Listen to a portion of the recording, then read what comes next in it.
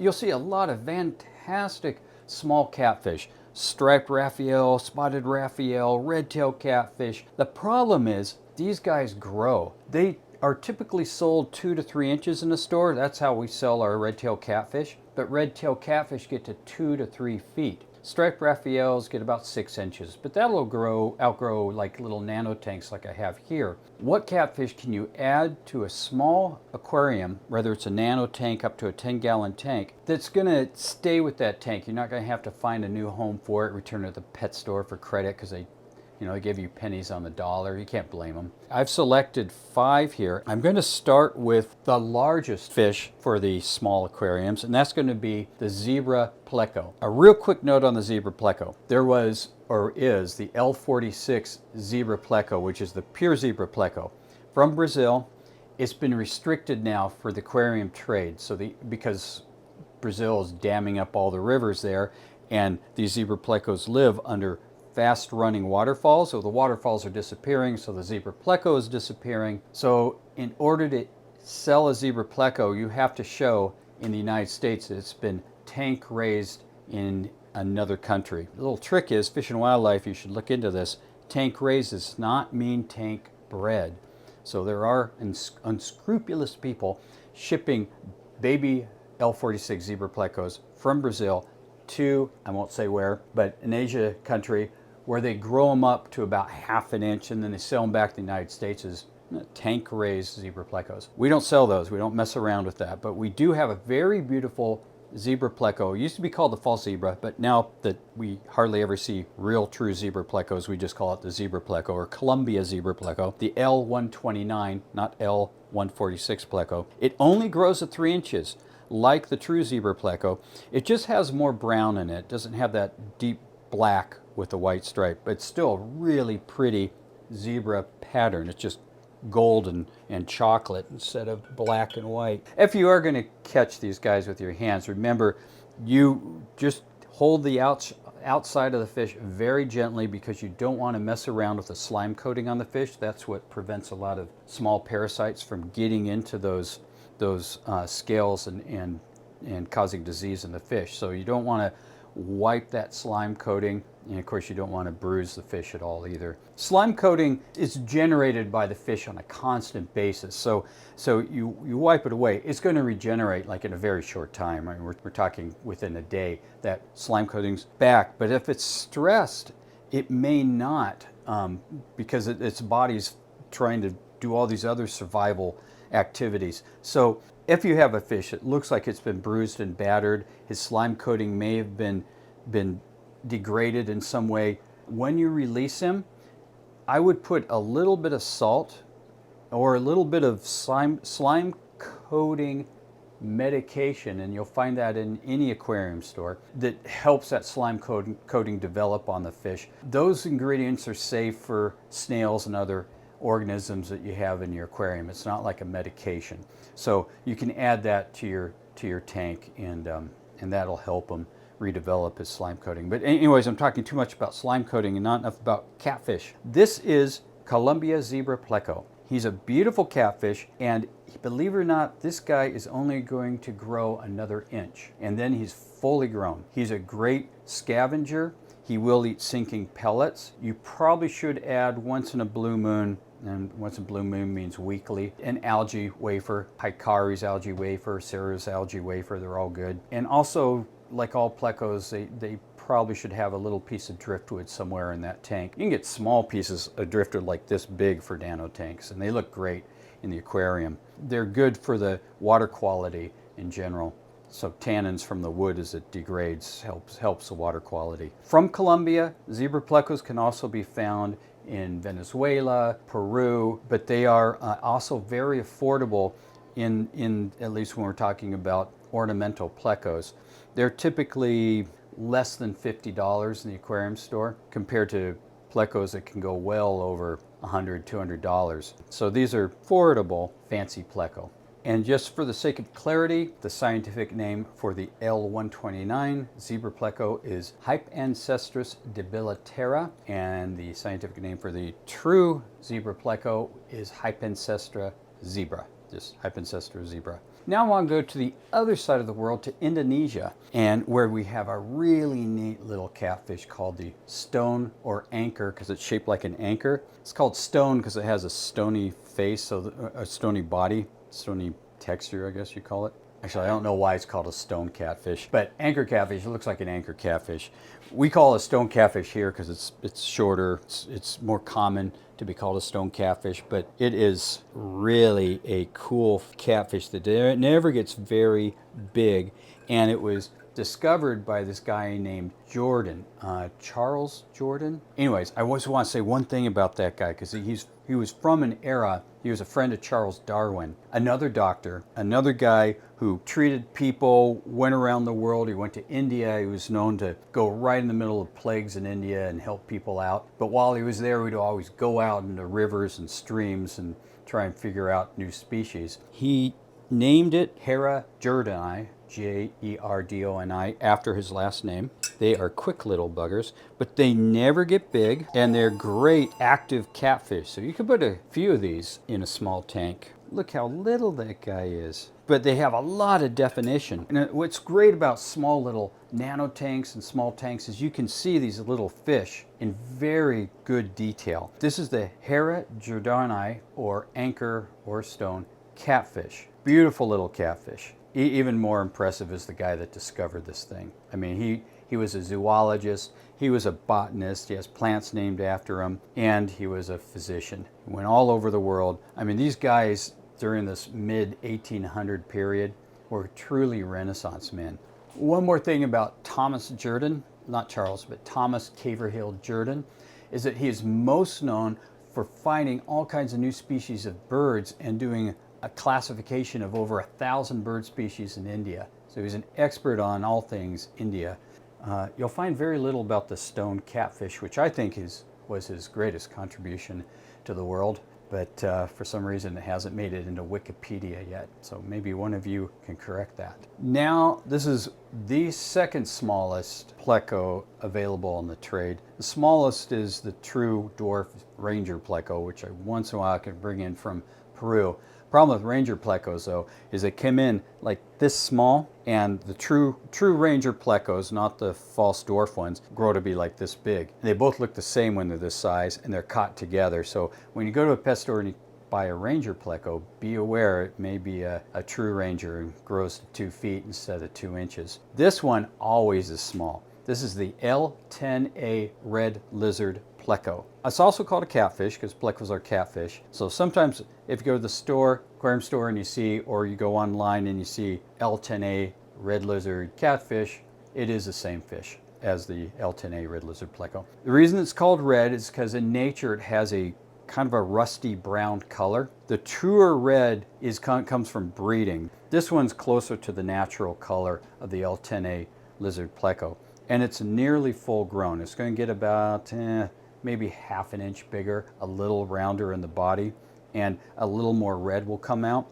But that's it. That's a max size. So this can go into even the smallest aquarium. He gets along fine with fry, with shrimp. He's a scavenger, small body, doesn't need a lot of food, and he's visible enough that he's a nice visual accessory to a small aquarium. And you can even spot him in a 10-gallon tank. The Europeans, particularly the Eastern Europeans, have done a great job of breeding this fish into a really deep red color, but the price on that fish is probably 4 times what you would normally pay. These guys in the pet store, probably $15, but if you get the Eastern European version, it's probably closer to $50. But there are different extremes of color through the breeders available on this, so it makes it a fun hobby fish, but it's a very hardy fish, and it like all plecos, driftwood would be a good idea. Also, a little zucchini, slice of zucchini, or an algae wafer, but don't leave it in there too long because these guys won't eat a lot of it, and that stuff does,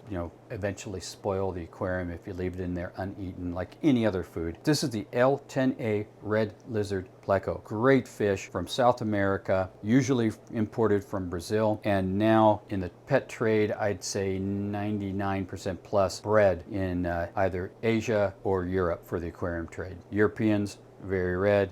Asia's still a little brown color. If you have an opportunity to go to the holding areas for wild fish down in South America, they'll have buckets of cories without any oxygen bubbling in there at all, because they can go up and just breathe air from the surface and then go back down. So in the holding areas, they don't worry about the cories. They're really a neat little hardy species. They're not labyrinth. They don't have that extra lung, but they are able to fill their system, push through their gills from surface air, and most fish can't do that. Now we're going to one we've spoken about before on the show, because we were talking about 10 best algae eaters. These guys are all algae eaters and scavengers. The Otocinclus is terrific because he's active during the day. Some of these guys are only active at night. This guy's popular because he's inexpensive and he is very, very active and eats quite a bit and never outgrows the tank. This is his full size right now. You'll be able to purchase these guys about half the size to this size. The larger, probably the better in the store, but sometimes they can't control it. I can't control it because these are all wild caught, and you get whatever they catch. But this is a nice, good size for an Otocinclus. He is a perfect catfish for nano tanks and small aquariums. And a pack of these is actually good for a mid-sized aquarium as well. And they do, like most small fish, like to run around in a pack. No, catfish aren't considered schooling fish, but small catfish tend, for their own safety in the wild, roam around in groups. And this is no exception. So when I get these Otocinclus, there's supposedly 2 types and then 1 color variant from the wild. Most of the Otocinclus are brought in from Colombia. The most abundant there, and it's most affordable to fly into the US. There's Otocinclus affinis and Otocinclus vittatus. Affinis, most common and tends to get a little larger, but when you bring them in the bags, I can't tell them apart. But once in a while you get one that's a nice creamy color instead of the grayish with black line color that normally you get with an Otocinclus. The vittatus and the affinis look identical, so I don't know how they distinguish the two when they ship them to me, but I pass it along. There's a level of trust in some of the species when you bring them in from the wild. But to tell you the truth, they both cost the same, so there's no real value in whether you bring in vittatus or affinis. Yeah, they behave the same, they eat the same. Affinis might grow a little bit bigger. Otherwise, they're the same fish. Can't imagine they cannot interbreed. If they are some distinct differences that you know that I don't, that would be great to hear in the comment section. One thing to look for whenever you're looking for small fish, remember, a lot of these come from the wild. We don't know how they've been handled until they got here. I know when I see these guys whether they have what's called a concave stomach or not. If that stomach is concave, that fish is worthless, because what that means is, and this even goes to big fish like discus, if it's come to the point where they've lost their whole fat area and you see a belly that goes in like this on the underside of the fish, and it's generally in the whole pack, then don't touch any of them, but just 1 or 2, just avoid those particular ones when you're shopping in the pet store. They've starved. They won't come back. The stomach lining has attached, and it's not ever going to survive. So there's a point where a fish can just not live anymore. It's starved itself to the point that it will perish. Look for a nice flat line or full body on any of these small fish, not just catfish, rasboras, all of them. This guy's fine. There's no issues with him. He has a little tail that at some point must have been nipped, because one of the fins on the caudal fin, one part, the lower portion or the upper portion,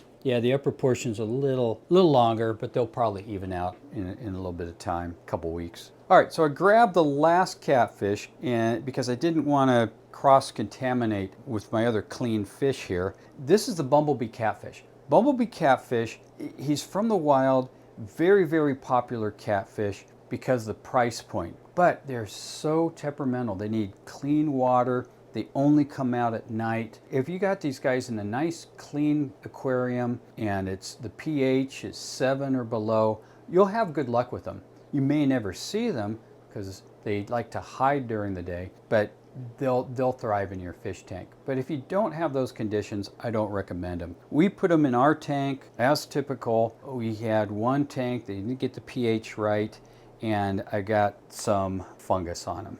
So I'm showing him for a couple of reasons. First, pretend he doesn't have fungus on, and you can see what they look like. The fungus is just the white fuzz on there. They're pretty little catfish.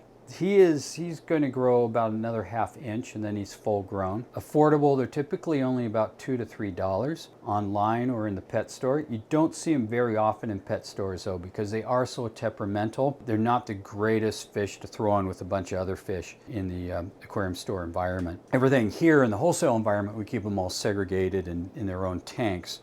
And we don't have to worry about that because each species doesn't cross-contaminate with the other, which is a good thing, because when you have a tank that gets sick, like the tank we have in quarantine that this guy came from, you don't have to worry about any other fish tanks. These guys do need a little bit of wood. That's a perfect hiding place. They'll dig under there. They'll come out at night. They are fairly active at night. They're pretty good scavengers. I wouldn't put a bunch of them in your aquarium.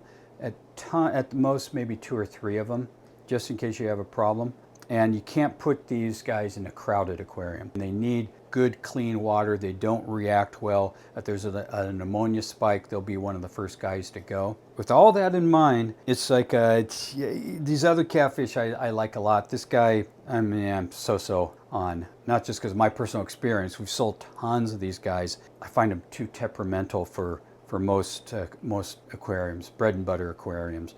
I don't think, even though he's priced like a beginner fish, he's not a beginner fish. Here's a Fungus Cure. I'm just grabbing this because API, you're not a sponsor yet. Sarah and Higer are, but they just don't have Fungus Cure. Fungus Cure is from API, pretty good treatment for your aquarium. And it's also, what's nice about grabbing things like this from the aquarium as opposed to something a little more hardcore that I have to use, it's not going to harm the other species if you follow the directions. The other thing you could add is a little salt to the aquarium. Watch the pH when you start adding stuff to your aquarium to treat a fish like this. In fact, this fish even is at the point of having a little fin rot on its dorsal fin, but it's already cleaned up. So when you get a fish that has fungus, a lot of times the fungus will eat away at his fins. It's in it like it has at his dorsal fin here. But once he starts recovering, the dorsal fins and whatever other fins may be compromised there, they do grow back. But without any treatment, a little Fungus Cure or something, he might fail even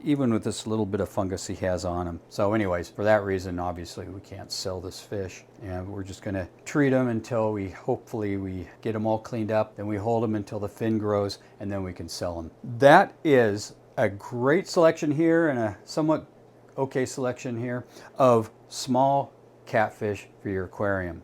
If you don't have a small aquarium, please get a small aquarium. And if you want to find any of the things we talked about on the show, go to your little mom and pop aquarium store. If you don't see it in there, tell them that's what you want. They can call someone like me and can ship it out to them. Or you can go to aquariumfish.com. I think they have all these species currently, and they might even have some clean Bumblebee Catfish there. They aren't mine, that's for sure. The rest of these fish, by the way, not all my fish. This is the only sick tank I have right now. The rest of them are fantastic stores that are watching this show. And most of all, if you do not have an aquarium, get an aquarium.